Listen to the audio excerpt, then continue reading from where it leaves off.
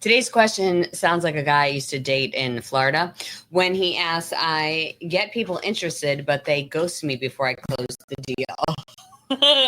How do I stop this from happening? Now, we're not talking about my dating years and those I left behind. Woo! We're talking about when you close sales. So you're on a sales call with someone, right? They're interested, and then they say the infamous phrase before the deal closes at the end of the call. What is that? Let me think about it.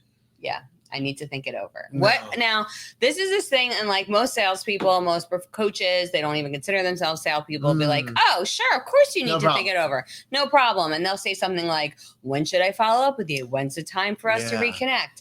But Justin, when they're on the call and they say, "I need to think it over," are they? What are they going to do next? Are they going to go sit on a porch? Yeah, exactly. They're going to sit on their porch with a corncob pipe in their rockers and just be like, think in a real deep existential way. Just think about it. Really take that time. No, they're not going to do any of that. You know what's going to happen? What happens to everybody? Life's getting in the way. Your kids, you got to go to work. You got to do something. Your phone rings. The wind blows a different direction. You're already off to the next thing. So here's the thing. When someone says, I'd like to think it over, there's a real simple thing that you can do. Yeah. So what you're going to do is not give them that moment, because what they're trying to do is stop themselves from making a decision. Right. Because decisions come with fear. There's uncertainty. And if they give themselves relief, if they don't say no or they don't say yes, they feel relief because then they don't have to make a decision. So don't let them off the hook, because you are the person that's giving them the ability not just to say yes, that's good, but our job in a prospect conversation is not to get the prospect to say yes. It's to get the Yes, our job in a prospect conversation is not to get the prospect to say yes. What? It's to get the prospect to make a decision. Okay. So if they say, I need to think it over, you say, awesome, that makes sense. This is a big decision. But typically I found when people need to think it over, it means they still have questions. The best way to answer your questions is for us to talk about it right now.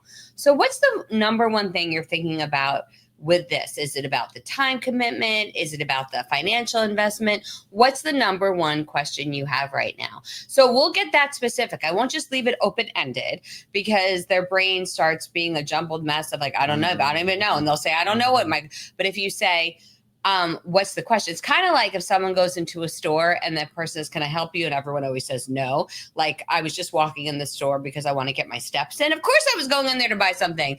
But if you say something specific, like, hi, great to see you. Are you looking to buy a top or a pair of pants today?